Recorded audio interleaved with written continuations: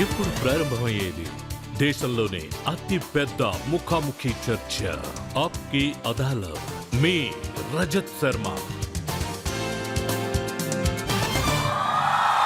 నమస్కారం. Thank you. నమస్కారం. రండి, ఈరోజు ఆప్కి అదాలత్లో కార్యక్రమం మొదలు పెడదాం. ఈరోజు మన అతిథి ఎంతో ప్రముఖమైన రాజకీయ నాయకులు. బీహార్లో ఈయనకి ఎంతో గొప్ప పేరుంది. ఈయన మాటలు వినడానికి లక్షలాది మంది ప్రజలు గుంపులు గుంపులుగా వస్తున్నారు. ఈయన ఎలక్షన్లో 5 సీట్లలో పోటీ చేశారు. అయితే ఈయన పార్టీ ఇంపాక్ట్ బీహార్లో అన్ని చోట్ల ఉంది. మొత్తం 40 సీట్ల వరకు ఉన్నాయి. ప్లీజ్ వెల్కమ్ మన అతిథి యువకుడు చిరాగ్ పాస్వాన్.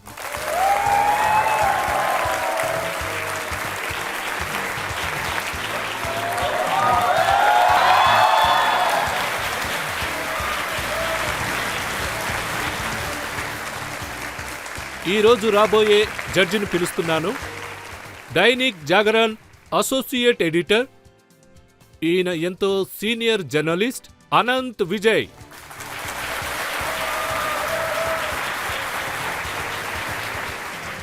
న్యాయస్థానం కేసుని మొదలుపెట్టండి. రండి, ఈరోజు కార్యక్రమం మొదలు పెడదాం. ఆప్కి అదాలత్లో మొదటి ఆరోపణ మోడీ గారి హనుమాన్ చిరాగ్ పాస్వాన్. ఆప్కి అదాలత్లో లోక్ జనశక్తి పార్టీ యొక్క నేషనల్ ప్రెసిడెంట్ చిరాగ్ పాస్వాన్ మీద ఆరోపించబడ్డ ఆరోపణ ఏంటంటే అతను ఒక యాక్సిడెంటల్ పొలిటీషియన్. చిరాగ్, మీ నాన్నగారు రామ్ విలాస్ పాస్వాన్ ఎంతో పెద్ద రాజకీయ నాయకులు. ఆయనకు ఎంతో గొప్ప పలుకుబడుంది. మంత్రుల్లో ఆయన కూడా ఒకరు. ఇంకా చెప్పాలంటే ఎన్నోసార్లు ఆయన గెలవడం వల్ల గిన్నిస్ రికార్డ్స్ కూడా. మీ ఇంట్లో ఎంతమంది ఉన్నారో? మీరు రాజకీయాల్లో మొదట్లో అంత ఇంట్రెస్ట్ చూపించలేదన్నారు. Sir, I don't no.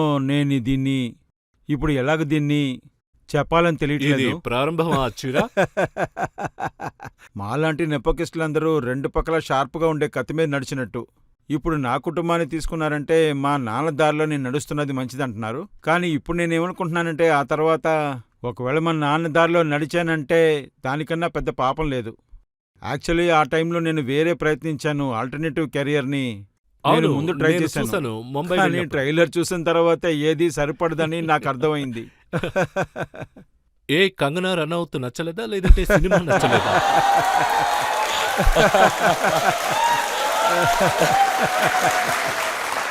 మీ ఇద్దరం ఒకటిగా నటించడం ఎవరికీ నచ్చలేదు. కానీ మీ ఇద్దరం కలిసి పార్లమెంట్కి రాబోతున్నాం.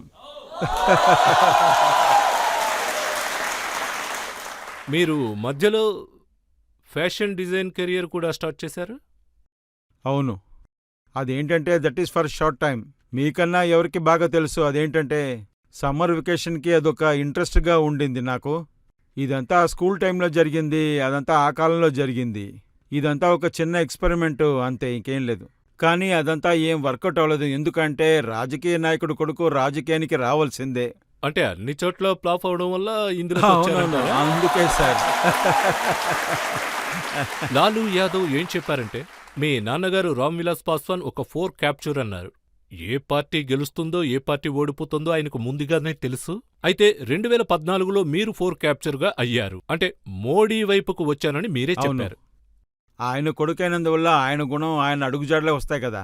అన్ని విషయాలు ఆయన దగ్గర నుంచే దొరికాయి.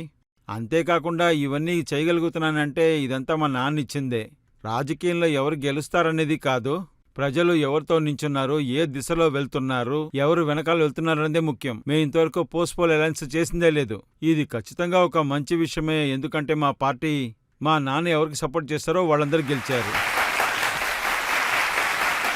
ఇప్పుడు 2014లో ఆ టైంలో మీరు యూపీలో ఉన్నారు, అది కాంగ్రెస్లో. సోనియా గాంధీ మీ నైబర్, అది కూడా పక్క ఇంట్లోనే. ఒక్కో సమయంలో నడుచుకునే మీ ఇంటికి ఆవిడ వచ్చేవారు. అవును. అయితే చిరాగ్ పాస్వాన్ ఆవిడికి చుక్కలు చూపించాడు. ఎవరికి మొండి చేయి చూపించలేదు సార్. ఐ థింక్ అది లీడ్ ఆఫ్ ది హవర్గా ఉండింది. ఎందుకంటే ప్రధానమంత్రి ఇంపాక్ట్ నా మీద ఎక్కువగా ఉంది. ఆయన నేను పూర్తిగా అంగీకరించాను. అంతేకాకుండా ఆ టైంలో చూశారంటే ఆయన విషన్, నేను చదువుకున్న యువకుడిని కాబట్టి జాతి మతంతో నేను రాజకీయం చేయనని. And I say that I come from Bihar. అక్కడ చాలా జాతులు, మతాలు, చాలా సంప్రదాయాలు, డైవర్సిటీలు కూడా ఉన్నాయి. మొదటిసారి మన దేశంలో ఒక ప్రధానమంత్రి 2 బిలియన్స్ ప్రజల కోసం, వాళ్ల ఎదుగుదల కోసం మాట్లాడుతున్నారు. అది 2014లో జరిగింది. ఆయన మాటలకి నేను ఆకర్షించబడ్డాను. నాన్న ప్రారంభంలో సిద్ధంగా లేరు, కరెక్టే. He was not ready. అలయన్స్ని చేయించడానికి ఆయన సిద్ధంగా లేరు. బట్ ఈవెన్చువలీ తర్వాత ఆయన మార్చుకున్నారు. ఇప్పుడు మీరు మోడీకి హనుమాన్ అయ్యారు. ఈవెన్చువలీ దీని వెనకాల ఒక కథ ఉంది. సరే, నేను మీకు చెప్తాను ఎలా హనుమాన్ అయ్యాను, ఎందుకు అలా అయ్యానని చెప్తాను. అప్పుడు 2020లో ఎలక్షన్ జరుగుతుంది. అప్పుడు ఎలక్షన్లో ఒంటరిగా నించున్నాము. ఇంకా ఎలక్షన్లో నేను ఒంటరిగా నించున్నాను. అప్పుడు ఇండియా అలయన్స్తో కొన్ని సమస్యలు ఉండేవి. So I opted out of the alliance and ఎలక్షన్లో నేను ఒంటరిగా నించున్నాను. ఆ తర్వాత నేను ప్రధానమంత్రితో ఉన్న ఫోటోని ఎక్కడ యూజ్ చేయకూడదని చెప్పారు. అప్పుడు నేను వాళ్ళకి ఏం చెప్పానంటే, ఆయన నా మనసులో ఉన్నారు, క్యాంపెయిన్ కోసం ఆయన ఫోటో అంతా యూజ్ చేయనని నేను చెప్పాను. మనసులో ఉన్నందువల్ల నేను హనుమాన్ అయిపోయాను. ఏది ఏవైనా కూడా విభిన్న పద్ధతులున్నాయి. రామ్ విలాస్ పాస్వాన్ మండల కమిషన్ ప్రారంభించారు అని. అవును, ఆయన ఎప్పుడూ స్కెడ్యూల్ క్యాస్ట్ వాళ్ల కోసం, సాధారణ ప్రజల కోసం సపోర్టుగానే నిలబడ్డారు. ఇప్పుడు లాలూజీ ఏమన్నారంటే, మోడీ 3వ సారి ప్రధానమంత్రి అయ్యారంటే కాన్స్టిట్యూషన్ ముగిస్తారు, రిజర్వేషనే లేకుండా చేస్తారు అన్నారు. ముందో విషయం చెప్పండి, ఎందుకని ఇలాంతా చేస్తారు? ఎందుకు చేస్తారు? ఇది లాలూజీయే చెప్పారు. అవును, ఆయన కారణం చెప్పాలి కదా. ఏం అవసరం ఉంది చెప్పండి. ఏ కారణం వల్ల కాన్స్టిట్యూషన్ నాశనం చేస్తారో చెప్పండి, ఎలా మారుస్తారో చెప్పండి. ఒక ప్రధానమంత్రి ఏ కాన్స్టిట్యూషన్ వల్ల దాన్ని గుజరాత్కి ప్రధానమంత్రిగా చాలా సంవత్సరాలున్నారు, 2 సార్లు ప్రధానమంత్రిగా ఉన్నారు, ఇంకా 3వసారి కూడా అవబోతున్నారు. ఒక మనిషి ఈ కాన్స్టిట్యూషన్ అనే కారణం వల్లే దేశంలో చాలా చోట్ల చాలా పదవిలో ఉన్నారు. సరే, కారణం ఏంటి? ఆయన ఎందుకు కాన్స్టిట్యూషన్ మారుస్తారు? దాని కారణం ఏంటి? ఈ కాన్స్టిట్యూషన్ మామూలు విషయం కాదు, బాబాసాహెబ్ గారు తయారు చేశారు. ఇవాళ మన దేశంలో ప్రధానమంత్రి కాన్స్టిట్యూషన్ ముందు నించుని నేను ఏం చేసినా సరే కాన్స్టిట్యూషన్ బేస్ చేసే చేస్తానని ఒట్టు వేస్తున్నారు. అంతేకాకుండా కాన్స్టిట్యూషన్ నాశనం కాబోతుందన్న మనుషులు వాళ్ళందరూ తప్పుగా ఉపయోగిస్తున్నారు. దేశాన్ని తప్పుడు దారి తీసుకెళ్తానికి చూస్తున్నారు. ఇవాళ ప్రజాస్వామ్యం గురించి మాట్లాడేవాళ్ళు, ఈ దేశంలో ప్రజాస్వామ్యం ముగించబోతుందని చెప్పేవాళ్ళందరూ ఎమర్జెన్సీలో ఏమైంది? ఇప్పుడు మీరు గౌరవనీయులైన లాలు గురించే మాట్లాడుతున్నారు. ఆయన ఎమర్జెన్సీ టైంలో ఏమేమి చేశారు, ఏం జరిగిందని అందరికీ తెలుసు. వీళ్ళందరూ కన్ఫ్యూజ్ చేయాలనే చూస్తున్నారు. 2015లో అసెంబ్లీ ఎలక్షన్స్ జరుగుతూ ఉన్నాయి. ఆ సమయంలో ఏం చెప్పారంటే, రిజర్వేషన్స్ అనేది ఉండనే ఉండదని ప్రచారం చేసి దారుణమైన పరిస్థితిని తీసుకొచ్చారు.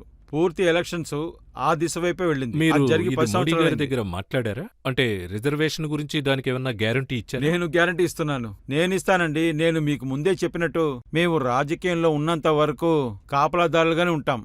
సమాజంలో అణుగారిన వారు, దళితులు, పేద కుటుంబం నుంచి వచ్చే వాళ్ళకి మేము కాపలాదారులుగా ఉంటాం. ఇంకా వాళ్ళు దాంట్లోంచి పూర్తిగా బయటికి రాలేదని చెప్తాం. ఫర్ అన్ ఎగ్జాంపుల్, నాకు జ్ఞాపకం ఉంది 2019 అనుకుంటా, 2019 లేదా 18 అనుకుంటున్నా, schedule caste schedule tribe atrocity యాక్ట్లో దాన్ని పెట్టి ఒక పెద్ద సమస్యని ఏర్పరిచారు. ఆ సమయంలో మా నాన్నే నాయకుడిగా ఉన్నారు. రామ్ విలాస్ పాస్వాన్ ఆ సమయంలో వాళ్ల కోసం ప్రభుత్వాన్ని ఎదిరించారు. ఈవెన్చువల్లీ తర్వాత విత్డ్రా చేసుకున్నారు. ఆ బిల్లుని పాస్ చేయడం కోసం లోక్సభ, రాజ్యసభ అని సిచ్యువేషన్ ఎక్స్ప్లెయిన్ చేయాల్సి వచ్చింది. ఖచ్చితంగా దీంట్లో ప్రధానమంత్రి గ్యారంటీ ఉందని చెప్పాలి. కానీ ఇవాళ పరిస్థితిలో నేను గ్యారంటీ ఇస్తాను, చిరాగ్ పాస్వాన్ ఉన్నంత వరకు ఏ పేదవాడి దగ్గర వాడి హక్కుని లాక్కోవటం ఎవరి వల్ల కాదని చెప్తున్నాను. నేను గ్యారంటీ ఇస్తున్నాను. లాలూజీ చెప్పిన ఇంకో విషయం ఏంటంటే, రామ్ విలాస్ పాస్వాన్ సెక్యులర్గా ఉన్నారు అండ్ నరేంద్ర మోడీ ముస్లింలకు ఎగనిస్ట్గా ఉన్నారు. ఈయన ప్రభుత్వంలో ముస్లింలందరూ వెనుకబడిపోయారు, వాళ్ళు అదేం భయపడుతున్నారు. ఆయన సెక్యులరిజంని అర్థం చేసుకోవటం నాకన్నా చాలా కష్టంగా ఉంటుంది. ఆయన చెప్పేది చూస్తుంటే ఒక మతాన్ని బేస్ చేసి పాలిటిక్స్ చేయడం సెక్యులరిజం అయితే, అలాంటి సెక్యులరిజంని నేను నమ్మను. ఇండియా అనేది చాలా మతాలుండే ఒక దేశం. ఇదొక సెక్యులర్ కంట్రీ. సెక్యులరిజం అనేది మన మనసులో ఉండాలి. దీన్ని బయట చూపించడం వల్ల, లేకపోతే మీ నమ్మకాన్ని రజత్ సార్ మీరే చూడండి. నాకు దేవుడి మీద నమ్మకం ఉంది. నేను పూజ చేస్తూనే ఉన్నాను. నేను రోజు గుడికి వెళ్తాను. కానీ నేను వేరే మతానికి మర్యాద ఇవ్వట్లేదని కాదు. ఇండియాలోనే ఇలాంటి లిబర్టీ మీకు దొరుకుతుంది. నేను చెప్పేది కరెక్టే కదా సార్? ఈ దేశంలోనే ఇలాంటి స్వతంత్రం మనకి దొరుకుతుంది. మీరు ఏ మతానికి చెందినవారో ఆ మతాన్ని పాటించొచ్చు, ఎలా పాటించాలో మీరు అలాగే పాటించొచ్చు. అయితే బీహార్లో లాలూజీ ఆయన ప్రసంగంలో ఇంకా తేజస్వి ప్రసంగంలో ఎటువంటి ఆరోపణ వేశారంటే రామమందిరం పేరు చెప్పి ఓట్లు అడుగుతున్నారు అని. అవన్నీ మాట్లాడుతున్నారు కానీ దేన్ని బట్టి వీళ్ళు ఓటు అడుగుతున్నారు? వాళ్ళు ఈ విషయాన్ని మాట్లాడి వీళ్ళు ఓట్లు అడుగుతున్నారు కదా. ఏ రోజు వీళ్ళు బీహార్లో జరిగే విషయాన్ని గురించి అసలు మాట్లాడరు. రాముడు గుడి చాలా సంవత్సరాలుగా ఇది వెళ్తూనే ఉంది. ఇందులో కొత్తగా చెప్పడానికి ఏం లేదు. బీజేపీ మేనిఫెస్టోలో కూడా దీని గురించి రాశారు. ఇంకో సంతోషమైన విషయం ఏంటంటే వన్స్ అండ్ ఫర్ అన్నీ అయిపోయాయి. దీంతో ఒక్కొక్కరు ఒక్కొక్క రాజకీయం చేస్తున్నారు. మేము దీన్ని చాలా సంవత్సరాలుగా చూస్తున్నాం. నాకు చిన్న వయసు నుంచి జ్ఞాపకం ఉంది. ఎలక్షన్ టైంలో రాముడు గురించి వీళ్ళు మాట్లాడుతూ ఉంటారు. లేట్ 80s సరే 90s సరే ఇలాంటి చాలా సంవత్సరాల్లో జరిగిన ఎలక్షన్ లో రామ మందిర సమస్యని పెద్ద సమస్య చేయటం, ఆర్టికల్ 317 యూజ్ చేసి పొలిటిక్స్ చేయటం, హ్యూమన్ రిజర్వేషన్ తో సమస్యలు తీసుకొస్తారు. ఈ ప్రభుత్వం వన్స్ అండ్ ఫర్ ఆల్ ఇవన్నిటికీ సరైన సమాధానం చెప్పింది. రాముడు కట్టారు, అయిపోయింది. ఎవరికి నమ్మకం ఉందో వాళ్ళు అక్కడ వెళ్తారు. వీళ్ళందరూ దాన్ని ఈవెంట్గా చేశారని చెప్తున్నారు. దేవుడు రాముడు 500 సంవత్సరాల తర్వాత ఆయన తన ఇంటికి వెళ్తున్నారు. నమ్మకం ఉన్న వాళ్ళకి ఇది ఖచ్చితంగా పెద్ద విషయం కదా సార్. నాలాంటి వాళ్ళకి ఇది చాలా పెద్ద విషయం సార్. వీళ్ళేమంటున్నారంటే దీన్ని బీజేపీ ఈవెంట్గా మార్చారని చెప్తున్నారు. అక్కడ ఎంతమంది బీజేపీ మినిస్టర్స్ రాహుల్ గాంధీ మాట్లాడింది విన్నాం, మీరు విన్నారని అనుకుంటున్నాను. రాహుల్ గాంధీ ఏం చెప్పారంటే ఆ ప్రాంతంలో మీరు అమితాబ్ బచ్చన్ ని చూశారు, ఐశ్వర్యరాయ్ డాన్స్ చేయడం కూడా చూశారు. అయితే అక్కడొక్క పేదవాడు లేడు. ఎందుకంటే ఆయన అక్కడికి వెళ్ళలేదు, ఎవరున్నారో కూడా తెలియదు. వెళ్ళలేదు. అవును, ఎందుకంటే వాళ్లే వెళ్ళలేదు. అక్కడ సాధువుల సమాజానికి చెందిన వారు, సమాజంలో ఉన్న వాళ్ళందరూ వచ్చారు. ఈ ఇన్క్లూజివ్ డెవలప్మెంట్ గురించే కదా ప్రధానమంత్రి సబ్కా సాత్ సబ్కా వికాస్ అని చెప్తున్నారు. మొదటిసారిగా మన దేశంలో రాజకీయం అన్ని ఫీల్డ్లో ఉందని చెప్పాలి. అది ఇండస్ట్రీలో అవనివ్వండి, లేకపోతే అది ఇండియన్ సినిమా కూడా అవనివ్వండి. ఇండియన్ సినిమా అయినా మన దేశానికి గర్వకారణంగా ఉంది. రాజకీయాన్ని దీనికి ఒకటిగా చేర్చకూడదు. వాళ్ళని ఇలాంటి ప్లాట్ఫామ్స్కి పిలవకూడదు. సమాజంలో ఉన్న ధనవంతులని, పేదవాళ్ళని అన్నిటినీ ఒకే చోట తీసుకెళ్లడమే సబ్కా సాత్ సబ్కా వికాస్ అనేది. మీరెంతైనా సబ్కా సాత్ సబ్కా వికాస్ అని చెప్పినా అది మీకు తెలుసు, బీహార్లో ముస్లింల ఓట్లు అన్నీ కలిపి లాలూజీకే వెళ్ళిపోతాయి. ఆర్జేకి ఏవీ కూడా అసలు లేదు, అలా అంతా వెళ్ళదు. నా పాయింట్ ఆఫ్ వ్యూలో చెప్తున్నా. లేదు, ఎప్పుడు అదే కదా. దానికి ఉదాహరణతో చెప్తాను. నేను నా లోక్సభ ఎలక్షన్ని ఉదాహరణతో చెప్తాను. 2014లోను 2015లోను రెండిట్లోనూ ప్రూఫ్ అనే విషయం చెప్తాను. 2 సార్లు ముస్లిమ్స్ నాకు ఓటు వేశారు, యాదవ్స్ నాకు ఓటు వేశారు.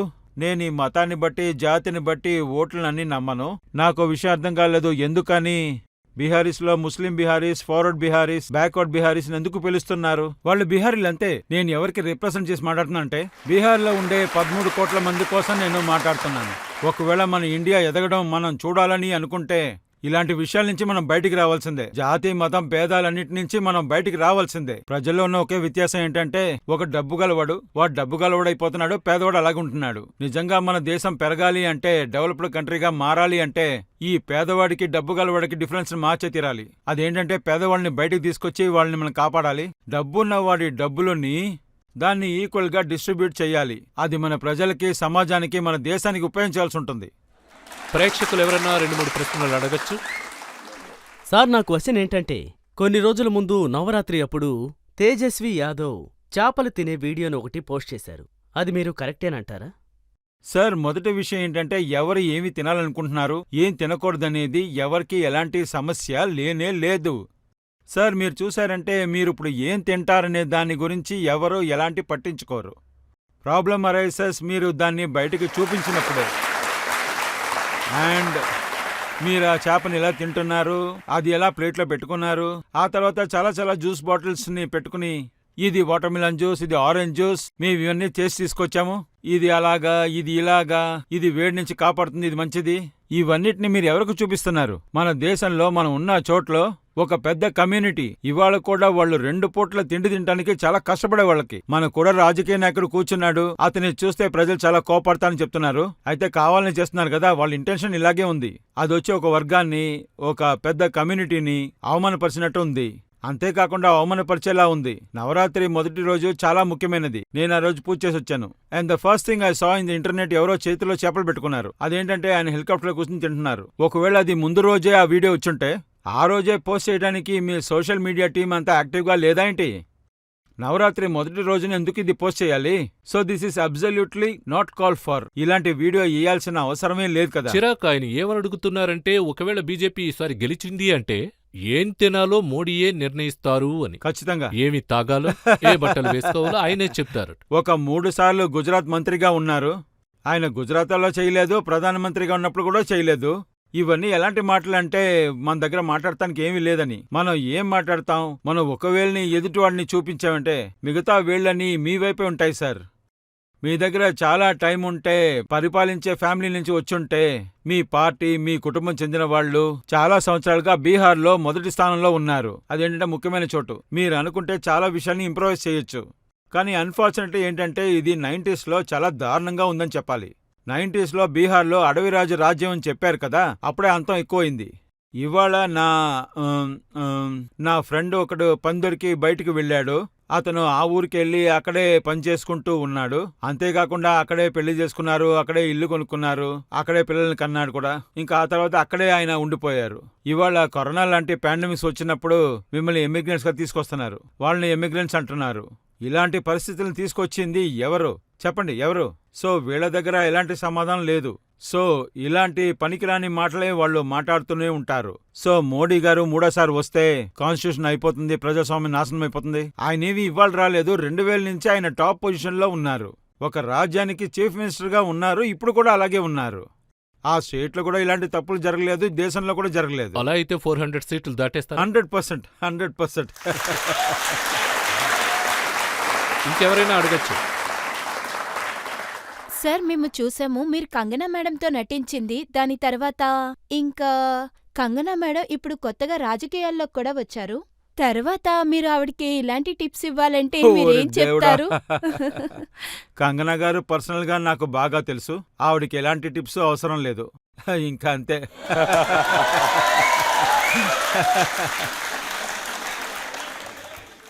నేను చాలా పెద్ద రిస్క్ అంతా తీసుకోను, ఎందుకంటే ఆవిడకి అన్నీ తెలుసు. ఆవిడికి ఏది మంచిది, ఏది చెడు, అన్ని విషయాలు కూడా ఆవిడికి బాగా తెలుసు. అంతే. ఇప్పుడు ఒక విరామం తీసుకుందాం. విరామం తర్వాత చిరాగ్ పాస్వాన్ జవాబులేమిటో మనం విందాం. ఎలక్షన్ మూలంగా మేము ఎలక్షన్లో చాలా గొడవలు పడ్డాం. కానీ ఇవాళ తేజస్వికి ముందు మా కుటుంబాన్ని వాళ్ళు తిట్టారు. కానీ ఈ విషయంలో చాలా ప్రశాంతంగా ఉన్నారు. అదే నాకు చాలా కష్టంగా ఉంది. కార్యక్రమానికి స్వాగతం. ఈ రోజు మన అతిథి యువ రాజకీయ నేత చిరాగ్ పాస్వాన్. తరువాతి ఆరోపణ ఏమిటో మనం ఇప్పుడు చూద్దాం. ఆప్కి అదాలత్లో Lok Janshakti national party president Chirag Paswan మీద ఆరోపించబడ్డ ఆరోపణ ఏంటంటే తన దగ్గర డబుల్ స్టాండర్డ్స్ ఉన్నాయని. చిరాగ్ ఇప్పుడు లాలూజీ గుర్తుకొస్తున్నారు. ఇప్పుడు బీజేపీ వాళ్లంతా కుటుంబ రాజకీయాల గురించి మాట్లాడుతున్నారు. అయితే చిరాగ్ కుటుంబం గురించి మర్చిపోతున్నారు. ఆయన తండ్రి రాజకీయాల్లో ఉన్నారు, చిన్నన్న రాజకీయాల్లో ఉన్నారు, బ్రదర్స్ ఇంకా బంధువులందరూ రాజకీయాల్లో ఉన్నారు. లేదు, చిన్నాన్న అన్నయ్య అంతా వెళ్ళిపోయారు. ఇప్పుడు నా కుటుంబం కాస్త చిన్నదైపోయింది. ఈసారి మా మావయ్య ఉన్నారు, ఆయనే ఎలక్షన్లో నించోబోతున్నారు. ఆయనే ఖచ్చితంగా గెలుస్తారని నమ్మకం ఉంది. 2014లో చాలా సమస్యలు జరుగుతున్నాయి. నేను మొదటిసారిగా ఎలక్షన్లో నించున్నాను. నేను ఆ టైంలో ఇక్కడ కూడా వచ్చాను. అప్పుడు కుటుంబ రాజకీయం గురించి ప్రశ్నలు వస్తున్నాయి. అందరూ చెప్పారు వీళ్ళది కుటుంబ రాజకీయం, అందుకనే వచ్చారని. ఏమేమో చెప్పారు, కానీ నేను 85,000 ఓట్లతో గెలిచాను. 2019లో ఈ ఓట్ డిఫరెన్స్, ఈ ఓట్ మార్జిన్ 2.5 లక్షల కన్నా ఎక్కువైపోయింది. దీనికి అర్థం 14 నుంచి 19 దాకా చాలా కష్టపడ్డాను, చాలా సర్వీస్ చేశాను, ప్రజల మనసు గెలుచుకున్నాను. ఈ కారణం వల్ల ఇవాళ నేను 2014 కన్నా ఎక్కువ ఓట్లు 2019లో దొరికాయి. 2020లో నా పార్టీ పేరు, నా సింబల్ అన్నిటినీ వాళ్ళు లాక్కున్నారు. నన్ను నా పార్టీ నుంచి అలాగే బయటికి పంపించేశారు. ఆ తర్వాత నేను స్క్రాచ్ నుంచి ప్రారంభించాను. ఒక కొత్త పార్టీని ప్రారంభించాను, కొత్త వాళ్లతో ప్రారంభించాను. కొత్త వాళ్లని నా సపోర్టుగా తీసుకున్నాను, కష్టపడ్డాను, పోరాటం చేశాను, ప్రజల్లోనే ఉన్నాను, ప్రజల నమ్మకాన్ని గెలిచాను. ఇవాళ అలయన్స్లో ఎవరు ఫ్రీగా సీట్ అంతా ఇవ్వరు. ఒకవేళ అలయన్స్లో 5 సీట్లే ఇస్తున్నారంటే లోక్ జన్ శక్తి పార్టీకి 5 సీట్లు మాత్రమే ఉన్నాయి. అందులోంచి 5 సీట్లు మాత్రమే ఇస్తున్నారు. ఇవన్నిటికీ నా హార్డ్ వర్కే కారణం, లేకపోతే సీట్లన్నీ దొరకవు. మీకు 5 సీట్లు దొరకడం వల్ల ఎటువంటి సమస్య లేదు. అయితే పాస్వాన్ కుటుంబ రాజకీయం చేయట్లేదు, కానీ లాలూజీ మాత్రం కుటుంబ ఏం రాజకీయం చేస్తారు. చెప్పమంటారు? లాలూజీ తన కొడుకుని రాజకీయాల్లో నిలబెట్టినా, కూతుర్ని నిలబెట్టినా, ఇంకా మీసాని కూడా మీరు నిలబెడతారు. లేదు లేదు, అలా ఎంత లేదు. మీరు ఎలక్షన్లో నించుంటారు, కానీ మీసాక 2 సార్లు ఎలక్షన్లో ఓడిపోయారు. ఆ తర్వాత 3ఓసారి వాళ్ళని నించోబెడుతున్నారు. దాన్నే తప్పని అంటున్నాను. అది ఎవరిని ఎదిరించి ఎలక్షన్లో ఓడిపోతున్నారు? రామ్ కృపాజీకి ముందు. రామ్ కృపాజీ ఎవరు? ఆయన ఒక వర్కర్. ఆర్జేడీలో ఉన్నప్పుడు ఆయన వర్కర్గా ఉన్నారు. ఆ తర్వాత బీజేపీలో ఉన్నప్పుడు కూడా ఆయన మంచి సోషల్ వర్కర్గా ఉన్నారు. నేను చెప్పేది ఇది మాత్రమే. హెవీ అయిన వెయిట్ జోన్ వీళ్ళ దగ్గర ఉందంటే అది వాళ్ళ గెలుపు కోసం క్రైటీరియాగా ఉండదు. ఈవెన్చువలీ మీ యాక్టివిటీసే వాళ్ళని గెలుపు వైపు తీసుకెళ్తుంది. మీరిచ్చిన ఒక టికెట్ జేడీ యొక్క ఎమ్మెల్సీ వైఫ్, ఇంకా జేడీ రాజకీయ నాయకురాలైన కూతురు జమూయిలో జినాదేవికి ఇచ్చారు. వీళ్ళందరూ కూడా పార్టీలో అన్న, తమ్ముడు, చెల్లెలు ఇలాంటి వాళ్ళు. సో మీరు శాంభవి గురించి మాట్లాడుతున్నారు. ఆవిడ్ని మీరు రాజకీయవాది కూతురని అంటున్నారు. నాకు తెలిసి ఆవిడ చదువుకున్న ఒక మంచి పొలిటీషియన్, మంచి తెలివైన ఆవిడ, వెల్ ఎడ్యుకేటెడ్, వెల్ లెర్న్డ్. ఆవిడ స్కిల్ చూశారంటే చాలా బాగుంటుంది. ఆవిడ ఒంటరిగా ఉండి సోషల్ సర్వీస్ చాలా చేశారు. నేను ఇప్పుడు మీరు వీణాజీ గురించి మాట్లాడుతున్నారు కదా, ఆవిడ పోయినసారి కూడా ఎలక్షన్ నించున్నారు, గెలిచారు కూడా, మంచి ఎక్స్పీరియన్స్ ఉంది. మగరి నుంచి వచ్చిన రాజేష్ వర్మ, ఆయన ఎలక్షన్లో నించుంటున్నారు. ఆయన ఒక యంగ్ అయిన కుర్రాడు, బాగా మాట్లాడతాడు. ఆయన ఇంతకుముందు పరిపాలన లేకపోయినా మంచి ఎక్స్పీరియన్స్ ఉంది ఆయనకి. ఆయన డిప్యూటీ మేయర్గా ఉన్నారు. 2020లో అసెంబ్లీ ఎలక్షన్లు నించున్నారు. ఆయన గెలవలేకపోయారు. బగల్పూర్లో కూడా ఎలక్షన్లు నించున్నారు. బీహార్ ఇలా ఉంటుందని దేశానికి నేను నిరూపించాలని చూస్తున్నాను. ఇంతవరకు బీహార్ ఇమేజ్ దేశం ముందు ఎలా ఉందంటే, బీహార్ అంటే కరప్షన్, టెర్రరిజం, ఇది మాత్రమే ఇమేజ్గా ఉండింది. రేపు మీరు అది చూసి మమ్మల్ని గొప్పగా అనుకుంటారు. ఇందులో అరుణ్ భారతి అయినండి, శాంభవి అవనండి, లేక రాజేష్ వర్మ అయినా కూడా, చిరాగ్ పాస్వాన్ కూడా గ్రూప్లో ఒకరే. వీళ్ళందరూ చదువుకున్న యువకులు. వాళ్లే ముందుకొచ్చి ప్రజల ప్రగతి కోసం కష్టపడుతున్నారు. చిరాక్, ఇక్కడ ప్రశ్న ఏంటంటే, మొత్తం పార్టీల రాజకీయ నాయకులందరూ, రాహుల్ గాంధీ అయినా, లాలూజీ అయినా, లేక తేజస్వి అయినా, ఇదంతా కుటుంబ వారసత్వం అంటారు. కానీ బీజేపీ నాయకులందరూ, సమ్రాట్ చౌదరి, ఆయన కుటుంబం కూడా రాజకీయంలో ఉంది. సంజయ్ జైస్వాల్, అతని కుటుంబం కూడా. క్రిటిసైజ్ చేయట్లేదు, నేను అలా చేయలేను కూడా. వాళ్ళని ఎందుకు నేను చేస్తాను? కుటుంబ రాజకీయం గురించి నేను ఎందుకు మీరు మాట్లాడతాను? ఎవరితో అలయన్స్ పెట్టుకున్నారో వాళ్ళు కూడా కుటుంబ రాజకీయం చేస్తున్నారు. నో సార్, నేను అదే చెప్పాను కదా. అదేంటంటే ప్రధానమంత్రి స్పీచ్ ని మీరు బాగా విన్నారంటే మీకే అర్థమవుతుంది. పార్లమెంట్ యొక్క లాస్ట్ సెషన్లో, లోక్సభలో ఆయన చివరి స్పీచ్ మీరు విన్నారంటే, ఆ స్పీచ్లో ఆయన క్లియర్గా కుటుంబ రాజకీయం గురించి బాగా మాట్లాడారు. కానీ ఆ టైంలో కూడా ఈ అపోజిషన్ వాళ్లే అక్కడ చూశారంటే మీకే బీజేపీలో ఉన్న ముఖ్యమైన వాళ్ళని కుటుంబ రాజకీయాన్ని చెప్పి అలా ఇలాగని సమస్యలు తెచ్చారు. ఆ టైంలో చూశారంటే ప్రధానమంత్రి మోడీ గారు కేటగిరీలు ఇదంతా సరిచేస్తూ ఉన్నారు. ఒకవేళ వాళ్ళ తగ్గట్టు పైకి వస్తున్నారంటే, నేను ఎవరి పేరు చెప్పడానికి ఇష్టపడలేదు, కొన్ని పెద్ద పార్టీస్ అంతా వాళ్ళ నాయకులుగా వాళ్ళు మళ్ళీ మళ్ళీ మళ్ళీ లాంచ్ చేస్తున్నారు. ఆయన లాంచ్ అవ్వట్లేదు. రాహుల్ గాంధీనా?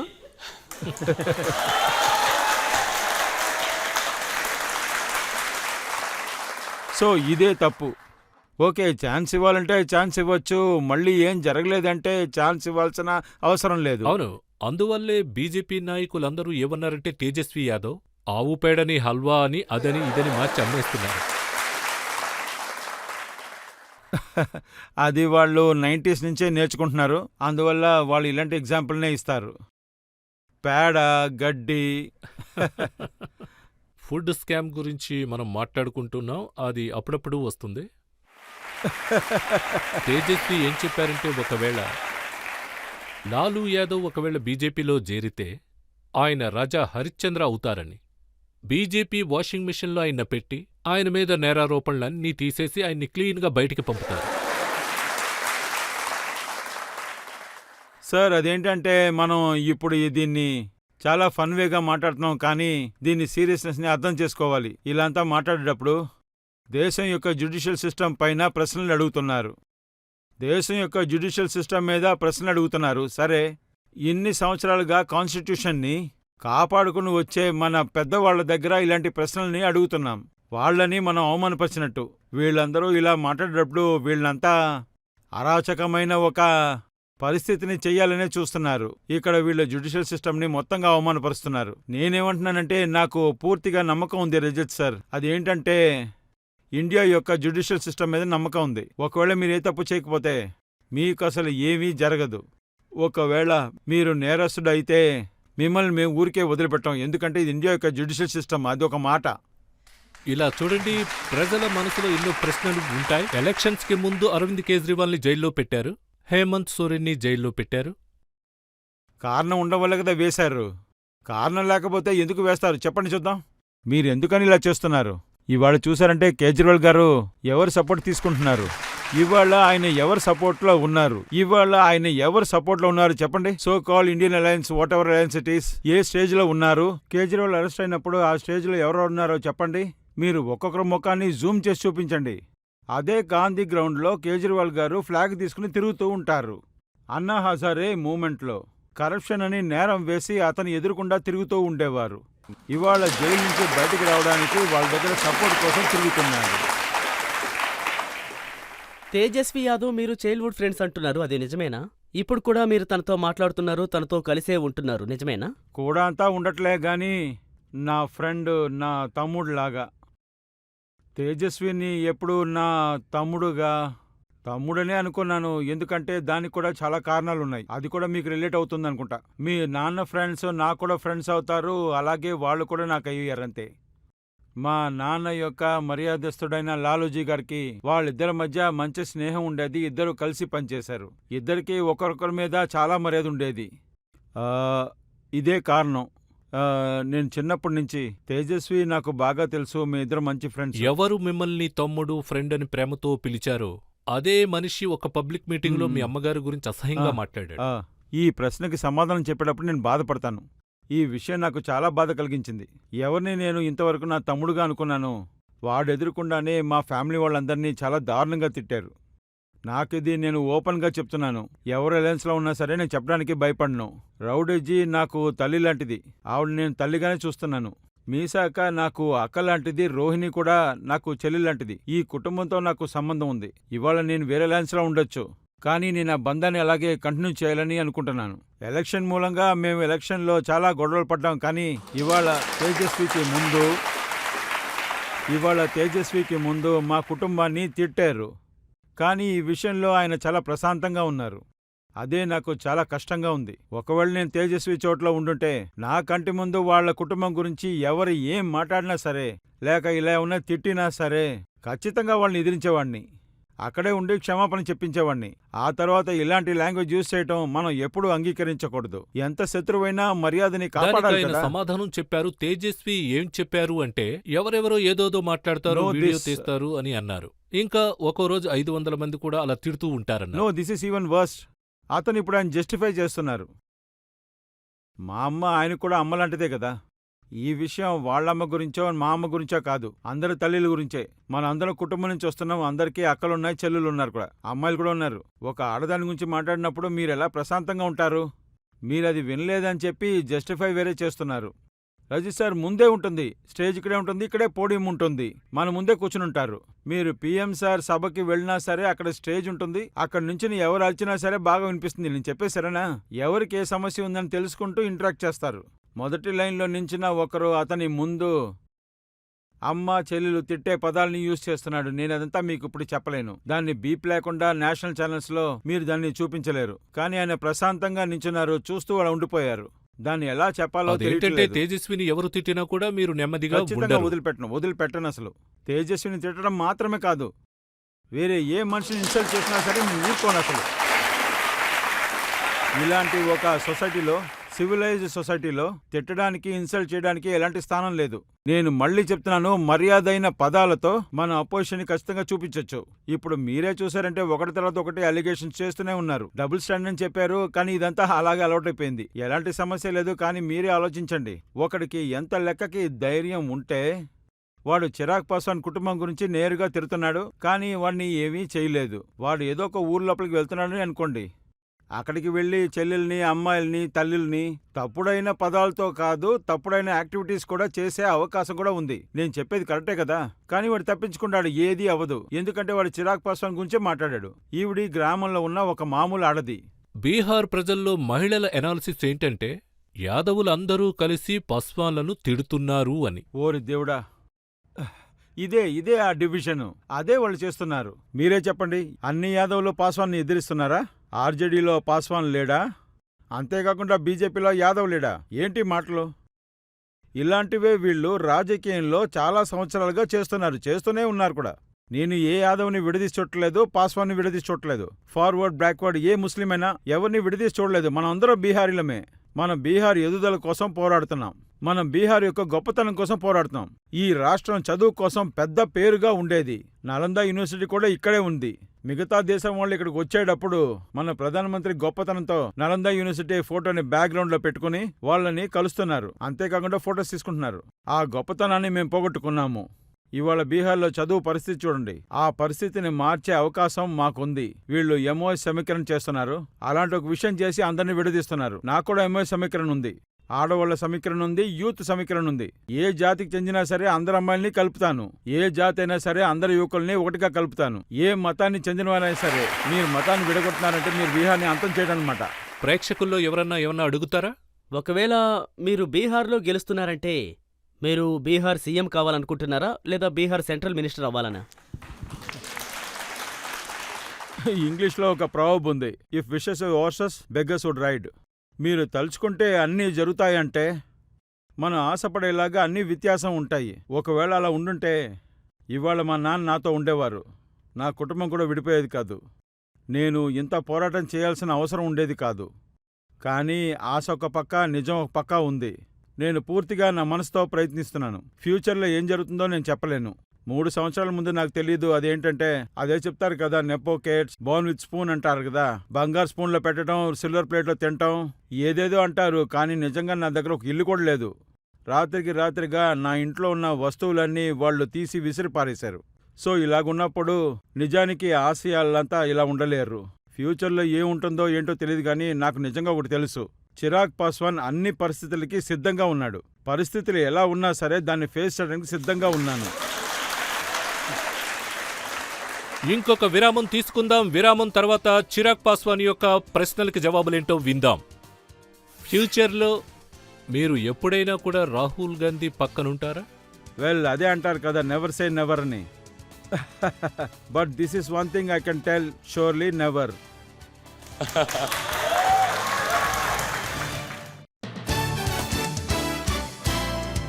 Welcome back. ఈ రోజు మన అతిథి చిరాగ్ పాస్వాన్ యొక్క ప్రశ్నలకు సమాధానాలు మనం విందాం. ఆప్కి అదాలత్లో తర్వాత ఆరోపణ. ఆప్కి అదాలత్లో లోక్ జనశక్తి నేషనల్ పార్టీ యొక్క ప్రెసిడెంట్ చిరాగ్ పాస్వాన్ మీద ఆరోపించబడ్డ తరువాతి ఆరోపణ ఏంటంటే ఈయన పాలిటిక్స్ లో రివెంజ్ తీసుకుంటారని. నాలాంటి అమాయకుడు ముఖం చూసి కూడా పగ సాధించే రాజకీయం చెప్తున్నారు. ఏం చెప్పాలి? నితీష్ కుమార్ జీ మిమ్మల్ని అవమానపరిచారు, మిమ్మల్ని ఇన్సల్ట్ చేశారు, మిమ్మల్ని కష్టపెట్టారు. ఆ పగ మీ మనసులో పెట్టుకున్నారు. మీరు 2020 ఎలక్షన్ గురించి మాట్లాడుతున్నారు. అదేంటంటే 2020 ఎలక్షన్ అంటే బీహార్ అసెంబ్లీ ఎలక్షన్స్. అప్పుడు నేను ఫస్ట్ బీహార్ అని మేనిఫెస్టోని క్రియేట్ చేశాను. అందులో బీహార్కి కావాల్సిన అన్ని ప్రాబ్లమ్స్ ఉన్నాయి. బీహార్లో రెవెన్యూని ఎలా పెంచటం, బీహార్లో రిలీజియస్ టూర్ని ఎలాగా పెంచడం అనేదాన్ని. మాది ఆగ్రో 4 స్టేట్. ఇక్కడ ఫార్మర్స్ యొక్క సమస్యల్ని ఎలాగా తీర్చేది, అక్కడ ప్రాసెసింగ్ యూనిట్స్ని పెట్టుకుని అక్కడి నుంచి దొరికిన మనకి ప్రొడక్షన్ ని మన దేశంలోనూ బయట దేశాలకి ఎక్స్పోర్ట్ చేస్తూనే ఉన్నాం. నితీష్ కుమార్ పార్టీ 43 సీట్లను లాక్కునొచ్చారు. మీరు ఆ ఎలక్షన్ లో నితీష్ కుమార్ కి అగెనిస్ట్ గా లేదు, ఆయన ఎదిరించి నేను ఎలక్షన్ నించోలేదు. బీహార్ ఫస్ట్ అనే మేనిఫెస్టోని గవర్నమెంట్ ఒక భాగం చేయాలని అనుకున్నాను. అలయన్స్ లో ఉండడం వల్ల మేమేం చేయలేకపోయాం. నా దగ్గర 2 చాయిస్ ఉండింది. ఒకటి, అలయన్స్ లో నేను వేరే పార్టీకి వెళ్ళేవాడిని, which was an RJD Congress everything. నేను మోడీ యొక్క హనుమాన్ కదా, ఏమీ చేయలేకపోయాను. ఆయన ఎదిరించి ఏమీ చేయలేకపోయాను. అప్పుడు ఆ సమయంలో మనం ఒంటరిగా ఎలక్షన్లో నించోవాలని పార్టీ నిర్ణయం తీసుకుంది. పూర్తి మనసుతో ఎలక్షన్లో నించున్నాం, గెలవడానికే నించున్నాం. గెలవలేదు, కానీ కాస్త నష్టం జరిగింది. మీకు నష్టం తక్కువుంది, నితీష్ కుమార్కి ఎక్కువుంది. ఆయన కష్టపడుతుంటే మీరు నవ్వుకున్నారట. అలా అంతా ఏం లేదు. అలా అంతా ఏం లేదు సార్. మిగతా వాళ్ళ కష్టం చూసి సంతోషపడేవాడిని నేను కాదు సార్. నా అచీవ్మెంట్ చూసి ప్రౌడ్ గా నేను ఫీల్ అవుతాను. మిగతా వాళ్ళు కష్టపడే చూసి నేను సంతోషపడను. అంతేగాని చెప్పలేదు, మీ చిన్నాన్నే చెప్పారు. పశుపతి పారస్. ఇవాళ వెళ్ళి ఆయన ఏం చెప్తున్నారో అడగండి. ఇప్పుడు వాతావరణం మారింది.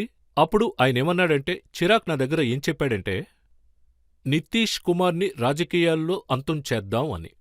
అలా అంతా ఏం లేదు. నేను ఎప్పుడూ ఒకరి పదవికి వాళ్ళ వయసుకి నేను ఎప్పుడూ మర్యాదిస్తాను. ఇప్పుడే నేను రాజకీయాన్ని ప్రారంభించాను. నేను ఇలాంటి రాజకీయంలో ఉన్న పెద్ద పెద్ద వాళ్ళని అవమానపరచడం, కష్టపెట్టడం, లేకపోతే సంతోషపెట్టడం అనేది, పాడు చేయటం, పగ సాధించడం లాంటివి ఎప్పుడూ చేయలేదు. మా చీఫ్ మినిస్టర్ 20 సంవత్సరాలుగా మా స్టేట్కి చీఫ్ మినిస్టర్గా ఉన్నారు. ఇలా ఉన్నప్పుడు మా పార్టీని పైకి తీసుకురావడం కోసమే చేసిన ప్రయత్నం ఇది. ఎలక్షన్ల నుంచి నా పార్టీని గెలిపించాలని అనుకున్నాను. ఆ సమయంలో అలా చేయలేకపోయాను. అయినా సరే మీరు నేను మీ దాన్ని చిన్నాన్న దగ్గర మాట్లాడింది ఆపండి అని, మీ రక్తానికి మా రక్తానికి చాలా తేడా ఉంది, మీరు మాట్లాడింది చాలన్నారు. అదొచ్చి ఒకే ఒక్కసారి ఇప్పుడు మనం న్యాయస్థానంలో నించునున్నాము.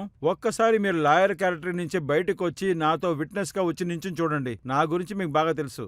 మీరు నన్ను, ఐఎమ్ నాట్ సెయింగ్, మీరు వయసులో పెద్ద ఆయన కాదు, మీరు చిన్నప్పుడు నన్ను చూస్తూనే ఉన్నారు. మీకు మా నాన్న బాగా తెలుసు, మా అమ్మ కూడా బాగా తెలుసని నాకు తెలుసు. పెద్దవాళ్ళని అవమానపరిచే గుణం నాకుందో లేదో కూడా మీకు తెలుసు, మీరు చూసుంటారు కూడా. ఆయన కోపంలో చాలా విషయాలు మాట్లాడారు. అది నిజమని ఒప్పుకుంటున్నాను, ఎందుకంటే ఇవాళ కూడా ఆయన రెగ్రెట్ చేస్తున్నారు. ఎందుకంటే అవి సరైన పదాలు కానే కాదు. నాకు సంబంధించి ఆయన తండ్రి స్థానంలో చూస్తున్నాను. మా కుటుంబం గురించి మీకు తెలుసు. మేము చిన్న అన్న, పిన్ని అని పిలవం. మేము చిన్నమ్మ, చిన్నాన్న, చిన్న మమ్మీ, పెద్ద మమ్మీని పిలుస్తాం. అలాగే మేము అలవాటు చేసుకున్నాం. సో ఇలాంటప్పుడు నాకు తండ్రి తర్వాత తండ్రి ఆయనే. ఆయన ఇలాంటి మాటలు మాట్లాడేటప్పుడు అప్పుడు ఆయన కోపంలో ఉన్నారు. ఓకే, ఒకవేళ నేను అతని సొంత కొడుకు అయ్యుంటే, రజత్ సార్ మీరే చెప్పండి, ఆయన సొంత కొడుకు అయితే ఇలా చేసుంటారా లేదా చెప్పండి. ఒకవేళ నా మీద ఏదైనా కోపం ఉండంటే ఆయన నా చెవులు మిలేసి అడిగుండొచ్చు కూడా, నన్ను కొట్టుండొచ్చు, తిట్టొచ్చు, అర్థం ఇలా చెప్పుండొచ్చు, సమస్య ఏంటో నేరుగా మాట్లాడుండొచ్చు. అదే సమస్య. ఆయన ఎప్పుడు నన్ను కొడుగ్గా అనుకున్నది లేనే లేదు. ఒక్కసారి మనసారా నా సమస్యని తలుచుకునుంటే ఇదంతా జరిగేది కాదు. చిరాగ్, నాకు మీ నాన్నగారు రామ్ విలాస్ పాశ్వాన్కి ఉన్న ఫ్రెండ్షిప్ తలుచుకుంటుంటేనే ఈ ప్రశ్న అడగడానికి ఎంతో కష్టంగా ఉంది. కానీ ఇది నా పని. ప్రిన్స్ ఏం చెప్పారంటే, మా నాన్నని అవమానపరిచారు, అందుకే పార్టీని విడిచిపెడుతున్నాను అని. అందువల్ల ఫ్యామిలీ హీ కూలిపోయింది. Was like my kid brother. అదేంటంటే వాడు నాకు తమ్ముడు కాదు, నా కొడుకు లాంటివాడు. ఇప్పుడు చూశారంటే కేంద్ర విద్యాలయంలో గోల్డ్ మార్కెట్లో నా స్కూల్ ఉంటుంది. అక్కడ వాడు రిపోర్ట్ కార్డులో నేనే సైన్ చేస్తాను. వాడు పీటీఎంకి నేనే వెళ్తాను. ఎవరిని నేను నా కొడుకుగా పెంచాను, బయో నేర్పిస్తాను, మ్యాథ్స్ నేర్పిస్తాను, ఇంగ్లీష్ చదివిస్తాను, ఇంకా అది మాత్రమే కాకుండా వాడిని గ్రూమింగ్ చేస్తాను. ఇలాంతా ఉండంగా ఇవాళ నా గురించి అతను ఏమంటున్నాడో అది సమస్య కాదు. నాకేం కష్టంగా ఉందంటే, నా తల్లి, వాడు పెద్దమ్మ పెద్దమ్మ పెద్దమ్మ అని పిలిచేవాడు, రాజకీయ పగ ఎంత మారిపోయిందంటే ఆవిడ్ని పేరు పెట్టే పిలుస్తున్నాడు, అది కూడా తప్పుడు పేరులో. మా అమ్మ గురించి మీకు బాగా తెలుసు. ఆవిడ సర్దార్ లేడీ, ఒక పంజాబీ అమ్మాయి. పంజాబీలో అక్కడంతా శర్మ టైటిల్స్ అంతా ఉండవు, మీకు తెలుసు. వాడు తప్పుడు పేరు పెట్టి రీనా శర్మ పాస్వాన్ అని పిలుస్తున్నాడు. కోర్ కులానికి చెందినవారు. అక్కడ కోర్ సింగ్, సర్దార్ అంతా ఉంటారు. వాళ్ళు అలాంటి టైటిల్సే యూజ్ చేస్తారు. రీనా శర్మ పాస్వాన్ అని పేరుని పిలిచి పేరు పెట్టే మాట్లాడుతున్నాడు. బంధాల యొక్క మర్యాదని పాడు చేస్తానికి ఈ సమస్య అనేది బంధాల్ని దారుణమైన పరిస్థితికి తీసుకొచ్చేసింది. అదేంటంటే, మీరు ఇంకొకరిని నాన్న అని అన్నారు. ఆయన మీద కోపంగా ఉన్నా, ఆయన ఏం చేసినా కూడా ఆయన దగ్గరికి వెళ్ళి మాట్లాడి కాంప్రమైజ్ చేయడానికి ప్రయత్నించాలి కదా. ఇదొక మిస్సింగ్ లింక్ సార్. నేను కూడా వెళ్ళాను కానీ నాకు ఇప్పుడు టైఫాయిడ్ వచ్చింది. ఇదంతా జరిగిందని నాకు న్యూస్ మూలంగానే తెలిసింది. 13 జూన్ రోజున రాత్రి, 13 జూన్ 2021 రాత్రిలో న్యూస్ మూలంగా ఈ పార్టీ కుటుంబంలో ఇలాంతా జరిగిందని నేను విన్నాను. అండ్ నెక్స్ట్ మార్నింగ్ 14 జూన్ ఉదయం దాని విజువల్స్ అన్నీ యూట్యూబ్లో ఉన్నాయి. అది కూడా మీరు చూసే ఉంటారు. అప్పుడు నాకు ఒంట్లో బాగాలేదు. నాకు అప్పుడు టైఫాయిడ్ కూడా వచ్చింది. చేతిలో ప్లాస్టర్ వేసి ట్రిప్స్ ఎక్కిస్తూ ఉన్నారు. అండ్ నేను ఆయన ఇంటికి కూడా వెళ్ళాను. నేను ఆయన ఇంటి బయట నించున్నాను. నా ఇల్లు అయినా నేను బయటే నించున్నాను. ఏ ఇంటి గుమ్మం ముందు నేను ఆడుకుంటూ ఉన్నానో, నా అర్హతతో లోపలికి వెళ్తాను. ఎప్పుడు ఆ గుమ్మాలు నా కోసం తెరిచుంటాయి. వెళ్తాను, తింటాను. నేను రాకూడదని ఆ తలుపుల్ని మూసేశారు. గంటన్నర నాకు ఒంట్లో బాగాలేకపోయినా సరే నేను బండిలోనే కూర్చున్నాను. గంటన్నర తర్వాత తలుపుల్ని తీశారు. నేను ఇంటికెళ్ళిన తర్వాత అందరి ముందు నా పిన్ని, ఆవిడ్ని నేను చూశాను. వెళ్ళి ఆవిడ దగ్గరికి వెళ్ళి ఆశీర్వాదం తీసుకున్నాను. ఆవిడ 2 అడుగులు వెనక్కి వెళ్ళి ఆవిడ ఏం చెప్పారంటే, నీకు జరిగేదంతా నీకు కావాల్సిందే అన్నారు. ఒక తల్లి తన కొడుకు దగ్గర ఇలాంటి మాట అంటారా చెప్పండి? ఇదంతా నీకు అవసరమని అడుగుతారా? నేను అన్నిటినీ ఇస్తానికి అక్కడికి వెళ్ళాను. నా మనసులో ఉంది ఒకటి, కుటుంబాన్ని విడదీయద్దు, పార్టీని విడదీద్దని. మా నాన్న రక్తం చెంది కష్టపడి ఈ పార్టీని నిర్మించారు. ఒకవేళ నా మీదే అంత తప్పు ఉందంటే అన్నిటి ఇస్తానికి సిద్ధంగా ఉన్నాను. నేను మీకు అణిగిమణిగి ఉంటాను. కానీ అది విన్న తర్వాత కూడా ఆవిడ నా మొహం మీద తలుపులు వేశారు. రామ్ విలాస్ పాస్వాన్ ఎప్పుడూ కుటుంబం గురించి గాని పార్టీ గురించి గాని ఎక్కువగా ఆశపడలేదు. బావుండాలనే అనుకున్నారు. ఆయన చనిపోయిన తర్వాత ముందు నించుని మా చిన్నానే కదా అంతా చూడాల్సింది. ఆ తర్వాత మా కుటుంబంలో బీహార్లో పెద్దవాళ్లే అన్ని నిర్ణయాలు తీసుకుంటారు. వాళ్ళదే అంత నిర్ణయం. అలాంటప్పుడు ఆయనే అన్ని బాధ్యతల్ని నెరవేర్చాలి, పార్టీని చూసుకోవాలి, కుటుంబాన్ని చూసుకోవాలి. ఇదంతా అయితే ఇదంతా జరుగుతున్నా కూడా మీ అమ్మగారు ఆయనతో మాట్లాడి ఒక నిర్ణయానికి రాలేదా? So this was even more heartful. నాకు ఎంత కష్టంగా ఉందంటే మా అమ్మ, నేను ఎప్పుడూ ఒక విషయాన్ని కంప్లైంట్ చేస్తూనే ఉంటాను, మీకు నా మీద ప్రేమ తగ్గుతూనే ఉంది. కుటుంబంలో ఉన్న మా చిన్నాన్న, మా మావయ్య, సొంత వాళ్ళ మీద చాలా ప్రేమగా ఉన్నారు. ఎందుకని అది అడిగి నేను గొడవ పడుతూ ఉంటాను. మా చిన్నాన్ని, వాళ్ళ పిల్లల్ని వాళ్ళ సొంత కొడుకులాగా చూసుకుంటూ ఉన్నారు. ఎప్పుడు చూసినా ఆయన వదినా వదినా అని చెప్పుకుంటూ ఇంట్లోకి వస్తారు. ఇవాళ చూశారంటే అదే వదిన చిరాగు తల్లి అయిపోయారు. ఆవిడ అన్ని ఇంటర్వ్యూస్లోనూ చిరాగు తల్లి, చిరాగు తల్లి, చిరాగు తల్లే. ఒకే రోజులో బంధాలు ఎలా మారిపోతున్నాయో తెలియట్లేదు. చాలా రోజులుగా, చాలా సంవత్సరాలుగా తను మిమ్మల్ని ఒక కొడుకులా చూసుకుంటున్నారు. మిమ్మల్ని, మీ కుటుంబాన్ని ఆవిడ చూసుకుంటున్నారు. ఇవాళ చూశారంటే 44 సంవత్సరాలు అయిపోయింది. ఆయనకి పెళ్ళయ్యి 40 సంవత్సరాలు అయ్యింది. దాదాపు 44-40 సంవత్సరాల ముందు మా చిన్నానికి ఒక తల్లిలా ఉండి చూసుకునేవారు. కుటుంబాన్ని కూడా చాలా బాగా చూసుకునేవారు. ఇవాళ ఆవిడ ఫోన్ చేసేటప్పుడు ఇవాళ రాత్రంతా నిద్రపోనే లేదు. ఒక్క నిమిషం కూడా. రాత్రంతా ఫోన్ చేస్తూనే ఉన్నారు. ఒక్క నిమిషం వచ్చి వెళ్ళండి అని అడిగారు. మనం కూర్చుని అన్ని విషయాలు మాట్లాడుకుందాం అన్నారు. కూర్చుని మాట్లాడితే ఎలాంటి సమస్య లేదన్నారు. ఒక్కసారి కూడా ఫోన్ తీయలేదు ఆవిడ. ఆ తర్వాత ఆ వదిన చిరాకు తల్లి అయిపోయారు. మీరు ఆ ఇంటిని వదిలిపెట్టి ఎన్నో రోజులు బయటే ఉన్నారు. ఆ ఫొటోస్ అన్నీ ఇప్పుడు మా దగ్గరున్నాయి. అది తప్ప నాకు ఎలాంటి మెమరీస్ లేదే. నేను 82లో పుట్టాను, 89లో ఆ ఇంటికి వెళ్ళాను. ఇంకా అప్పుడు నాకు 7 సంవత్సరాలే ఉంటాయి. దానికి ముందు జరిగింది ఎవరికీ ఏ జ్ఞాపకం ఉండదు. నా మెమరీస్ అన్నీ ఆ ఇంటికి సంబంధించింది మాత్రమే. అండ్ 34 సంవత్సరాలు ఆ ఇంట్లో ఉన్నాను. మీరు ఎవరి యొక్క హనుమానో ఆయన మీకు హెల్ప్ చేయలేదా? I don't no.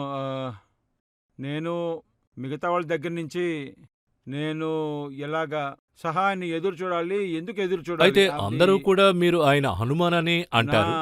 నా కుటుంబం వాళ్లే నాకు సపోర్ట్ చేయలేదు. మా వాళ్ళు సపోర్ట్ చేస్తే కదా నేను మిగతా వాళ్ళు సపోర్ట్ చేయగలను. నేను ఇక్కడ కూర్చుని ఒక విషయాన్ని చెప్తున్నాను. ఒకవేళ నా కుటుంబం నాతో పాటు నించునుంటే లోకంలో ఉన్న ఏ శక్తి అయినా నా పార్టీని విడదీయలేదు. ఖచ్చితంగా మోసపోవడం. నా కుటుంబం దగ్గర నేను మోసపోయాను. నా సొంత రక్తం నా తమ్ముడు నాతో పాటు ఉండుంటే, నా తండ్రి అదే నా చిన్నాన్న నాతో పాటు ఉండుంటే, వాళ్లే నాతో లేనప్పుడు నేను ఎవరిని ఎదురుచూడాలి చెప్పండి? But haven't said it all, అన్ని విషయాలు గంగలో కొట్టుకుపోయాయి. నేను అందులోంచి బయటికి వెళ్ళిపోయాను. వాళ్ళు ఓవర్కమ్ అయిపోయారు. చిరాకి చీకటిలో అంతా పోయింది, ఇల్లు పోయింది. చిరాగనే దీపం ఎప్పుడూ ఆరిపోదు సార్. ఏవైనా జరగనివ్వండి, ఈ దీపం అనేది ఆరదు. మీ పార్టీ పోయింది, మీ సింబల్ పోయింది. ఎలా మళ్ళీ పార్టీని మీరు నిలబెట్టగలిగారు? మా నాన్న చిన్నప్పటి నుంచే he never actually taught me పొలిటికల్గా ఏం చేయాలో ఏం చేయకూడదో చెప్పలేదు. కానీ చాలాసార్లు ఏం చెప్తారంటే, జీవితంలో ఏం అర్థం కాలేదంటే, ఒకవేళ మనకి చీకటి మాత్రమే కనిపిస్తుందంటే, క్లారిటీ ఆఫ్ థాట్స్లో, డిఫికల్ట్ టైమ్స్లో చాలా కన్ఫ్యూజ్గా ఉన్నారంటే, అలా ఉన్నప్పుడు మీరు ప్రజల మధ్యకి వెళ్ళండి. వాళ్లతో వెళ్లారంటే మీ దారి మామూలుగా కనిపిస్తుంది. This is exactly what I did. June 13 అన్నీ తెలిసినాయి. జూలై 5 మా నాన్న బర్త్డే. అండ్ ఆయన బర్త్డే రోజున ఐ స్టార్టెడ్ ఆశీర్వాద్ యాత్ర. హాజీపూర్ నుంచి దీన్ని ప్రారంభించాను. ఇది సంవత్సరం దాకా ఈ యాత్ర వెళ్తూనే ఉంది. And here I am.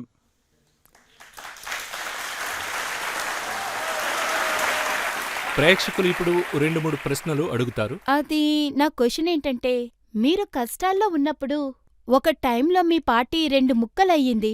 అప్పుడు మీ ఫ్రెండ్ తేజస్వి యాదవ్ ఆర్జేడీలోకి రమ్మని చెప్పి ఆ పార్టీ నుంచి పిలుపు ఇచ్చారు. ఇలాంటి ఆఫర్ నాకు ఇంతవరకు రానేలేదు. అండ్ ఫ్యూచర్లో కూడా ఇలాంటి ఆఫర్ రాదు. నేను నా పార్టీను అలయన్స్లోనే ఉంటాం, బలంగా ఉంటాము. కానీ ఎవరితోనూ మర్జ్ అవ్వనివ్వము. కష్టకాలంలో ఉన్నప్పుడు మీ పక్కింట్లోనే ఉన్న సోనియా గారి దగ్గర నుంచి మీకు ఏ మెసేజ్ రాలేదా? Well, I am thinking of it now. లేదు సార్. అయితే ఫ్యూచర్లో మీరు ఎప్పుడైనా రాహుల్ గాంధీ గారి పక్కన నిలుస్తారా? వెల్ అదే చెప్తారు కదా నెవర్ సే నెవర్ అని. But this is one thing I can tell surely never. మీ అలయన్స్కి బీహార్లో ఎన్ని సీట్లు వస్తాయనుకుంటున్నారు మీరు? అలయన్స్ గురించి మీరు మాట్లాడితే 40కి 40 సీట్లు వస్తాయి. దానికి కారణం ఏంటో నేనే చెప్తాను చూడండి. 2019లో మేము 3 పార్టీలు మాత్రమే ఎలక్షన్లో నించున్నాం. Bharatiya Janata party, Janata Dal united, Lok Janshakti party.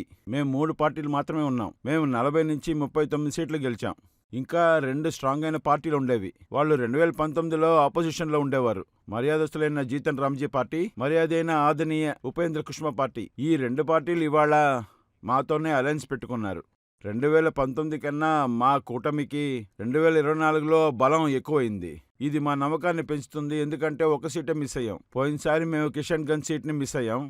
అది ఈసారి దొరికిస్తుంది. 40 సీట్లు గెలిచేసి 400 సీట్లైన విషయంలో బీహార్ కాంట్రిబ్యూషన్ ఉంటుంది.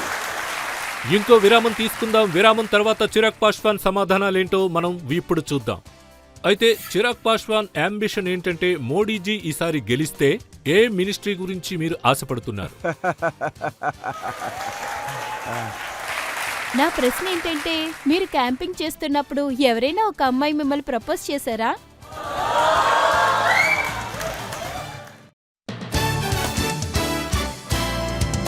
Welcome back. ఈ రోజు ఆప్కే అదాలత్లో చిరాగ్ పాస్వాన్ మీద ఆరోపించబడ్డ ఆరోపణలకు సమాధానాలు మనం విందాం. ఆప్కి అదాలత్లో లోక్ జనశక్తి పార్టీ యొక్క నేషనల్ ప్రెసిడెంట్ చిరాగ్ పాస్వాన్ మీద ఆరోపించబడ్డ ఆరోపణ ఏంటంటే ఈయన ఓవర్ అంబిషన్స్ గలవారని. చిరాగ్ ఇప్పుడు జరుగుతున్న పబ్లిక్ మీటింగ్స్లో ఎటువంటి పాటలు ప్లే చేస్తున్నారో ఇప్పుడు చూపిస్తాను. సింహం కొడుకైన చిరాగ్, బీహార్లో మాకు కావాలి చిరాగ్. ఇప్పుడు 2-3 సాంగ్స్ మీకు చూపిస్తా. मुट्ठियों को खींच गए, सांसों को खींच गए, सबसे टकराने को, शिखर पर जाने को, मैं तैयार हूँ, मैं तैयार हूँ, मैं तैयार हूँ, मैं तैयार हूँ. అది 5 సీట్లు సాధించిన నాయకుడు, యువకుడు నేను బీహార్లో గెలిచి చూపిస్తా అన్నాడు. 2 సీట్లున్న పార్టీ దాదాపు 10 సంవత్సరాలుగా మెజారిటీ గవర్నమెంట్ తయారు చేసి పరిపాలన చేస్తుంటే 5 సీట్లు నమ్మకం పెట్టుకుంటే తప్పలేదు కదా. ఇప్పుడు మనం తేజస్వి మీటింగ్స్లో చూస్తున్నాం. చాలామంది ప్రజలు వస్తున్నారు. ఆ ప్రజలు ఎంతో ఉద్వేగంతో ఉంటారు. లేదు, ఇదంతా మంచి విషయం. నాకు తెలిసి మంచి వెరైటీ దొరుకుతుంది. ఇదంతా జరగాల్సిన మంచి విషయం. ఏమైనా మేము ప్రజల ముందున్నాం, పబ్లిక్ డొమైన్లో ఉన్నాం. ఎప్పుడూ వాళ్ళతోనే ఉంటాం. మేము నిర్ణయం తీసుకునేది వాళ్లే. ఆయన విషయాన్ని చెప్తున్నారు, నేను నా విషయాన్ని చెప్తున్నాను. ఈవెన్చువలీ నిర్ణయం తీసుకోపోయేది ప్రజలే. వాళ్ళకి ఎవరు కావాలనేది. ఇప్పుడు నేను మాట్లాడానంటే రాజకీయం మాట్లాడతారంటారు, కానీ ఇదే ఫ్యాక్ట్. ఆయన ఎంఓ గురించి మాట్లాడతారు. మతాల పేరుతో విడదీసే పాలిటిక్స్తో వెళ్లాలా, లేకపోతే సొసైటీని ఒకటిగా చేర్చే పాలిటిక్స్ కావాలా? ఇదంతా వాళ్లే ఆలోచించుకోవాలి. ముస్లిమ్స్, యారోస్ అని విడదీసే పాలిటిక్స్ కావాలా, లేకపోతే బిహారీ ఫస్ట్ అనే రాజకీయం వాళ్ళకి కావాలా? అతని పబ్లిక్ మీటింగ్స్లో తేజస్వి పాటలు కూడా పాడారు. మీ మీటింగ్లో రికార్డ్ చేసిన పాటలొస్తాయి. అయితే ఆవిడ మీటింగ్లో ఆవిడ పాటలే పాడారు. మాట ఇస్తే మర్చిపోకూడదు. మోడీ ఇదే విధంగా చేస్తూ ఉంటే ప్రజలు మీకు ఎదురు తిరుగుతారు, మీరు ఫీల్ అవుతారు. ఓకే, ఆయన సమస్య చెప్తున్నారు. సమస్య ఏంటంటే ఇతను ఇలాంటి విషయాలు చెప్పి రాజకీయం యొక్క గొప్పతనాన్ని దింపేశారు. మీరు ఒక రాష్ట్రానికి నాయకుడిగా ఉండాలని అనుకుంటున్నారు. రాజకీయ కుటుంబం నుంచి వస్తున్నారు. మీ కుటుంబంలో 2 చీఫ్ మినిస్టర్గా ఉన్నారు. ఇలా అంతా ఉండంగా రాజకీయంలో దానికి కావాల్సిన ముఖ్యత్వం అలాగే ఉండాల్సిందే. ఒక పెద్ద రాష్ట్రానికి ఒక నాయకుడిగా ఉండాలని మీ ఆలోచన ఉంటే దానికి క్వాలిటీస్ మీకు ఉండాలి. మీరు ఇలాంటి విషయాల్ని ఈజీగా అసలు తీసుకోకూడదు. లేదు, అలా పాటలు పాడుతుంటే ఎన్డీఏలో ఉన్న రాజకీయ నాయకులందరూ పెరుగుతున్న వాణిజ్యం గురించి మాట్లాడరు, అలాగే అన్ఎంప్లాయ్మెంట్ గురించి కూడా మాట్లాడరు. ఇవాల్టి నుంచి 10 సంవత్సరాల ముందు మన దేశ పరిస్థితి ఎలా ఉండింది, ఎలా ఉండేదని నాకు లేకపోతే మిగతా వాళ్ళకి తెలిసేది కాదు. కానీ ఇవాళ చూడండి, మన ఇండియా లోకంలోనే ఎకనామీలో 5వ స్థానంలో ఉంది. ఇదొక ముఖ్యమైన విషయం. అందరూ ఏమంటారంటే ఎకనామిక్ స్టేటస్ ఎలా ఉంటే మాకెందుకని. ఒక దేశం యొక్క ఎకానమీ చాలా బలంగా ఉండుంటే స్టేట్ రెవెన్యూ పెరుగుతుంది. ఒక స్టేట్ రెవెన్యూ పెరిగినప్పుడు ఆ రాష్ట్రం బాగా అభివృద్ధికి వస్తుంది. రాష్ట్రం అభివృద్ధికి వచ్చినప్పుడు ఒకడు పేదవాడైనా సరే వాడి చేతిలో ఎక్కువ జీతం వస్తుంది. పర్ క్యాపిటా ఇన్కమ్ కూడా ఎక్కువ అవుతుంది. ఇదే మన దేశం యొక్క ఫౌండేషన్. చెప్పాలంటే దీని మూలంగా మన దేశాన్ని మనం బలపరిచే ఒక ముఖ్యమైన పథకం. నాకు తెలిసినంత వరకు 2047 లోపల మన ఇండియా అభివృద్ధి చెందే ఒక దేశంలాగా ఉండాలంటే దానికోసం ఈ ఫౌండేషన్ని బలపరచాలి. ఇది ఒక చాలా మామూలు విషయమే. ఇంతవరకు ఏ ప్రైమ్ మినిస్టర్ అయినా ఆడవాళ్ల కోసం టాయిలెట్ కట్టాలని చూసారా? ఆడవాళ్ల కోసం కాదు, నాట్ ఈవర్ ఫర్ మెన్. బయట వెళ్లాలని ఎవరైనా ఆశపడతారా ఏంటి? ఎవరు వాళ్ల కోసం ఎవరు టాయిలెట్ కట్టాలని అనుకోలేదు. ఈ ఆలోచన చాలా బేసిక్ అయిన విషయం. మీరే ఆలోచించండి, ఒక బేసిక్ అయిన స్ట్రక్చర్ ఎంత బలపరుస్తుందో చూడండి. విజువల యోజన ఇవాళ అన్ని గ్రామాలకి గ్యాస్ వెళ్తుంది. పొయ్య కట్టలు పొగ వల్ల వాళ్ళకి శ్వాస సమస్యలు వస్తాయి. ఇవన్నీ చాలా ఫండమెంటల్, ఇంకా బేసిక్. కానీ మీరు ఏ గ్రామానికైనా వెళ్లారంటే ఇదంతా చాలా అవసరమైంది. ఒకటి, నా ప్రధానమంత్రిని చూశారంటే ఇవాళ ఏది అవసరమో అది వాళ్ళకి నెరవేర్చి వాళ్ళకి ఫౌండేషన్ని పెంచారు. ఇక రాబోయే 5 సంవత్సరాల్లో మన ఎకనామిక్ లెవెల్ని 3వ స్థానానికి తీసుకెళ్తామని నమ్మకం ఉంది. పోయిన 10 సంవత్సరాల్లో 25 కోట్ల ప్రజలు పోవర్టీ లైన్ నుంచి బయటకు వచ్చారు. ఈ డేటా అంతా ఆథెంటిక్ డేటా. నేనేవి ఒంటరిగా డేటాని తీసుకురాలేదు. 25 కోట్ల మంది పోవర్టీ లైన్ నుంచి బయటకు వచ్చారు. అభివృద్ధి దేశాలుంటాయి కదా, అభివృద్ధిని మనం చెందగలము. అభివృద్ధి చెందడానికి ఒక అసెంబ్లీ ఉండాలి. అభివృద్ధి చెందడానికి ఒక బ్లాక్స్ తయారు చేయాలి. Block developed panchayat, block developed గ్రామాలు. దీనివైపే మన గవర్నమెంట్ నడుస్తుంది. ఇలా పాట పాడుకుంటూ స్పీచెస్ ఇచ్చే వీళ్ళకంతా ఏం జరుగుతుందో తెలీదు. అయితే చిరాగ్ పాస్వాన్ అసలు అంబిషన్ ఏంటంటే మోడీ ఈసారి గెలిస్తే ఎటువంటి మినిస్ట్రీ కావాలని ఆశపడుతున్నారు? సరే, మొదటి విషయం సార్ ఎడ్యుకేషన్ ఎడ్యుకేషన్ మినిస్ట్రీ. మినిస్టరే కదా. అవును సార్, అదే. Thank you. మొదటి విషయం నేను క్లియర్ చేయాలి. ఓవర్ అంబిషన్ అని చెప్పిన మీ నేరాన్ని నేను ఒప్పుకోను. అసలు నేను ఏమనుకుంటున్నానంటే మీ అందరికీ నేను ఒక విషయాన్ని క్లియర్ చేస్తాను. అంబిషియస్గా ఉండండి, ఓవర్ అంబిషియస్గా ఉండండి. మీరు ఓవర్ అంబిషియస్గా అవ్వనంత వరకు మీరు అసలు గెలవలేరు.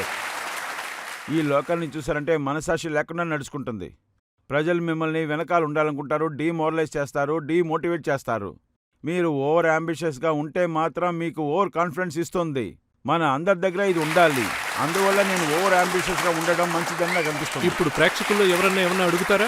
సార్, మీరు యాక్టర్గా ఉండి కూడా చాలా స్మార్ట్గా అందంగా ఉన్నారు. నా ప్రశ్న ఏంటంటే, మీరు క్యాంపింగ్ చేస్తున్నప్పుడు ఎవరైనా ఒక అమ్మాయి మిమ్మల్ని ప్రపోజ్ చేశారా? క్యాంపెయినింగ్లో మాత్రం అడుగుతున్నారా? నిజం చెప్పండి సార్. లేదు, ఏంటో తెలీదు. బట్ సమ్ ఫర్ రీజన్ అందరూ నా దగ్గరికి రావడానికి భయపడతారు. నేను అలాంటి వైబ్ ఇస్తున్నానో ఏంటో నాకు తెలియదు. బట్ ఓకే, అలాంటిది ఏమీ జరగలేదు. అలా జరిగితే నేనే బ్లష్ అయిపోతాను. జరగడం వరకు మంచిది. మీరు కంగనా రనౌత్తో సినిమా కలిసి చేస్తున్నప్పుడు మీరు బ్లెస్ అవ్వలేదా? ఆ సినిమాలో 2-3 సీన్స్ ఉన్నాయి, ఇప్పుడు మీకు చూపిస్తాను. Are you serious? कब मौसम बदलेंगे किसको है ये पता, प्यार हो जाता है कैसे, जाने ना जाने ना जाने ना जाने ना नजर से. చాలు సార్, అయిపోయింది. కట్ చేయండి సార్, అయిపోయింది. ఇందులో మీరు కొంచెం కూడా బ్లెస్ అవ్వలేదే? Look at me now. నా ప్రశ్న ఏంటంటే, మీ మూవీ డైలాగ్స్ అస్తమస్తికి మర్చిపోయి ఉంటారా? అవునవును, అయితే మీ పార్టీలో ఇంత పెద్ద పెద్ద స్పీచెస్ ని ఎలా ఇస్తున్నారు? మీరు చెప్పింది కరెక్టే. This use to happen. Actually Rajat sir, నేను సెట్స్కి వెళ్ళానంటే అప్పుడు నాకు షీట్స్ ఆఫ్ డైలాగులు ఇస్తారు. కానీ నేను చెప్పడం ప్రారంభిస్తే అది 1.5 పేజీగా చేసేస్తాను. నేను అలాగే చెప్పుకుంటూ పోతాను. ఎందుకంటే అది రాజకీయం కదా, కరెక్టే కదా. అది బేసికలీ వస్తూ ఉంటుంది, దాన్ని ఆపలేము. సో 1/2 నిమిషం ఉన్న సీన్ని నేను అలాగే 2 నిమిషాలు 3 నిమిషాలని లాక్కుండా పోతాను. సో ఇది నాకు పెద్ద సమస్యగా ఉండింది. నాకు డైలాగులు జ్ఞాపకం ఉండదు. కానీ నేను స్పీచెస్ని చదివి గుర్తుపెట్టుకుని నేను చెప్పను. మనసుకి ఏమనిపిస్తుందో అది చెప్పుకుంటూ పోతాను. తర్వాత ప్రేక్షకుల్లోంచి ఏమన్నా అడుగుతారా? మీరు ఇంత పెద్ద యంగ్ పొలిటికల్ లీడర్ కదా, మీరు బీహార్కి ముఖ్యమంత్రి ఎప్పుడవుతారో చెప్తారా? మేము చూసాం ఈ మధ్య మీరు ఎదుగుతూ వచ్చారు. మీరు బీహార్కి సీఎం ఎప్పుడవుతున్నారు? ఒకవేళ దీనికి ఏదైనా సమాధానం ఉండుంటే నేను ఖచ్చితంగా చెప్పేవాడిని. ఫ్యూచర్లో ఏం జరుగుతుందో తెలీదు. ఆ, అదే నేను ఇంతకుముందు సరే, దీనికి చెప్పినట్టే. జవాబు చెప్పండి. నితీష్ కుమార్ పాస్వాన్ ఎప్పుడు రిటైర్ అవుతారు?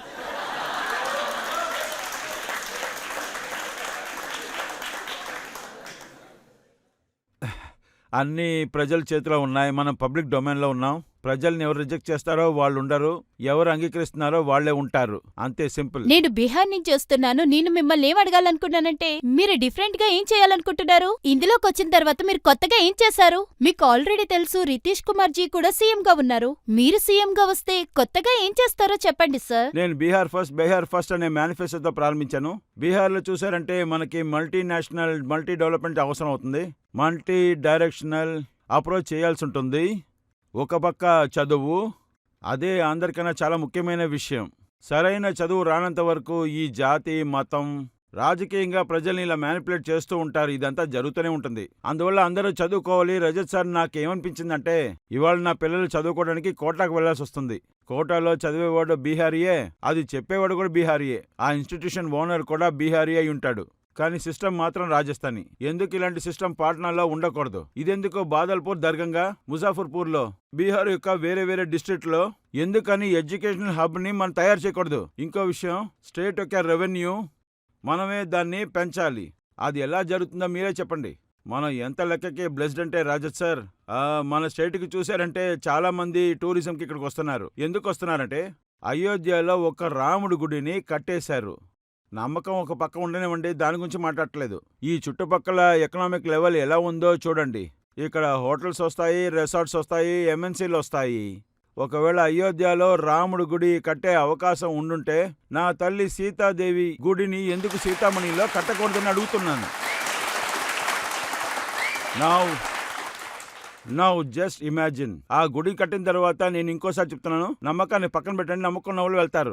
అయోధ్యకి సీతామణికి మధ్యన 6 links కారిడార్ కట్టారంటే రాముడి గుడికి వెళ్ళి దర్శనం చేసుకునే వాళ్ళు సీతాదేవి గుడికి కూడా వచ్చి దర్శనం చేసుకుంటారు. దాంట్లో ఏ మార్పు లేదు. అక్కడే బోధ్గయా ఉంది, అక్కడే గౌతమ్ బుద్ధుడి ఊరు. దాన్ని వరల్డ్ క్లాస్ సిటీగా మార్చొచ్చు. ఇంటర్నేషనల్ టూరిస్టు అందరూ అక్కడికి వస్తున్నారు. దేవుడు మహావీర్ జన్మస్థానం అక్కడే ఉంది, లచ్వాట్. అదే అంతేకాకుండా వైశాలి అక్కడ ఉన్నారు. గురు గోవింద్ సింగ్ యొక్క చోటు అది. ఎన్ని సర్దార్ కులానికి చెందిన వాళ్ళు 6 అక్కడికి వస్తున్నారు తెలుసా? చాలా మంది వస్తున్నారు. ఒకవేళ అన్నిటినీ రిలీజియస్ టూరిజం ప్లేస్ గా దీన్ని మనం పెంచామంటే రెవెన్యూ జనరేట్ అవుతాం ప్రారంభిస్తుంది. మాది చూసారంటే ఒక అగ్రికల్చర్ ఏరియా. మా నాన్నున్న హాజీపూర్ లో చూసారంటే వ్యవసాయాలు. యాక్చువల్లీ హాజీపూర్ అరటిపండు చాలా ఫేమస్. హాజీపూర్కి వెళ్ళుంటే తెలుసుంటుంది. హాజీపూర్ లో ఉన్న అరటిపళ్ళు డౌన్ సౌత్ కి వెళ్ళింది అంటే అది బనానా చిప్స్. దాన్ని మ్యానుఫ్యాక్చరింగ్ చేస్తారు, దాన్ని ప్యాకేజింగ్, షిప్పింగ్ అవుతుంది. ఒకవేళ ఈ ప్రాసెసింగ్ యూనిట్ ని మన హాజీపూర్లోనే పెట్టామనుకోండి, అక్కడ ఉన్న వాళ్ళకి డబ్బు ఎక్కువ దొరుకుతుంది. అక్కడే అన్ని ప్రాసెసింగ్, ప్యాకేజింగ్ జరిగే అవకాశం ఉంది. మార్కెటింగ్ కూడా జరుగుతుంది. ఇప్పుడు మన ప్రధానమంత్రి లోకం అంతా ఫేమస్ గా చేశారు. ఇప్పుడు మన మకానాన్ని అక్కడే మనం ప్యాకేజింగ్ చేశామనుకోండి, దాన్ని ప్రాసెసింగ్ చేసి మార్కెటింగ్ చేశామంటే అప్పుడు రైతు దగ్గర బోల్డ్ డబ్బు వస్తుంది. ఇంకో విషయం ఏంటంటే వర్షం విపత్తుల్ని సరిచేయడానికే మా సగం జీవితం పోతుంది. సగం బీహార్ ఇలాగే ఉంటుంది. నేనేం జోష్యని కాదు, నేను ఒకటి రాసిస్తాను. జూలై రానివ్వండి, నా సగం బీహార్ కరువుకి పోతుంది, సగం బీహార్ వర్షానికి పోతుంది. దీనికి కావాల్సిన పర్మనెంట్ సొల్యూషన్ ఆలోచించాలి కదా. మేకింగ్ ఆఫ్ రివర్స్ ని కూడా మనం వర్క్ చేయాల్సి ఉంటుంది. నదులన్నింటినీ మనం కలపాల్సి ఉంటుంది. దాని మూలంగా మనం కరువుకి ఒక దారి తీసుకురావచ్చు. ఎక్కువగా నీళ్లున్న చోటుని డైవర్ట్ చేసి ఎక్కడ నీళ్ళు లేవో ఆ ప్రదేశాలకి మనం నీళ్ళు ఇవ్వచ్చు. ఇలాంటి బేసిక్ విషయాల్లో మనం వెంటనే యాక్షన్ తీసుకున్నామంటే, వర్క్ చేయడం ప్రారంభిస్తే బీహార్ని మళ్ళీ బీహార్ ఎందుకు గ్లోరీగా ఉండిందో ఆ గ్లోరీని మళ్ళీ మనం తీసుకురాగలం. అదే యూనివర్సిటీని మనం తిరిగి తీసుకురావచ్చు, హాస్పిటల్స్ తీసుకురావచ్చు. బీహార్లో మీరు ఎక్కడికి వెళ్ళి చూడండి, ఇలాంటివన్నీ ఎక్కడా లేనే లేదు. ఈ అన్ని విషయాల్ని నేను చెప్తున్నాను కదా. ఈ మల్టీ డైరెక్షనల్ అప్రోచ్ టార్గెట్ ఓరియంటెడ్గా ఉంటుంది. టైం బౌండ్ చేసి మనం దీన్ని డెవలప్ చేసి తీరాలి. ఇదే నా ఆలోచనగా ఉంటుంది. అండ్ ఇదంతా few examples. And ask me any questions concerning Bihar యొక్క ఏ సమస్య అయినా నేను సొల్యూషన్ ఇస్తాను. నేను ఇక్కడ సమస్యలు చెప్తానికి రాలేదు, సమాధానం చెప్తానికి వచ్చాను. మీ మనసులో ఉన్న విషయం చెప్పినందుకు ఎంతో సంతోషంగా ఉంది చిరా. బీహార్ ఎలా ఉండాలి, దాన్ని ఎలా గ్లోరిఫై చేయాలన్న విషయం. మీరు ప్రేక్షకులు అడిగిన ప్రశ్నలన్నిటికీ ఎంతో చక్కగా జవాబులిచ్చారు. ఇప్పుడొక చిన్న విరామం తీసుకుందాం. విరామం తర్వాత జడ్జి గారి తీర్పేమిటో కాసేపట్లో అది ఎలా ఉండబోతోందో చూద్దాం.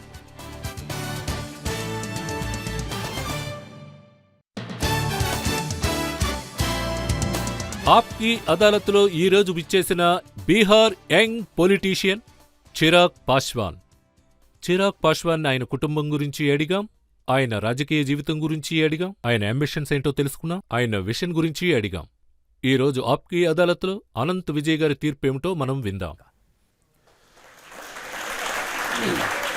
రాజేష్ శర్మ లాంటి ఒక ప్రాసిక్యూటర్, అంతేకాదు చిరాగ్ లాంటి వారు ఒక యంగ్ రాజకీయ నాయకుడు కోర్టు బోన్లో ఉన్నప్పుడు కేసు చాలా ఇంట్రెస్టింగ్ గా ఉంటుంది. అది మనం కూడా చూసాం. రజత్ గారు చిరాగ్ గారి మీద చాలా నేరారోపణలు చేశారు.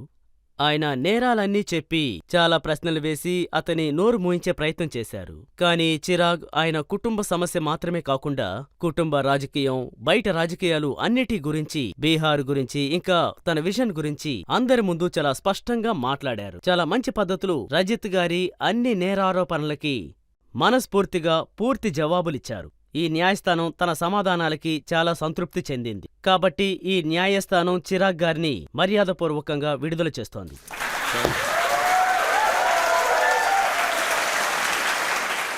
చిరాగ్ పాస్వాన్ బీహార్ ప్రజల కోసం ఇదే విధంగా మంచి పనులు చేస్తూ ఉండాలి. ఆయన కష్టాన్ని నష్టాన్ని క్లియర్ చెయ్యాలి అని, ప్రజల కష్టాలేంటో అర్థం చేసుకుంటూ ఆయన జీవితంలో రాజకీయాల్లో ఎంతో ముందుకు సాగాలని, ఆయనకు మంచి భవిష్యత్తు కలగాలని నేను కోరుతున్నాను. తరువాత కార్యక్రమంలో మనం ఇంకొక అతిథితో మళ్ళీ కలుద్దాం. అంతవరకు సెలవు.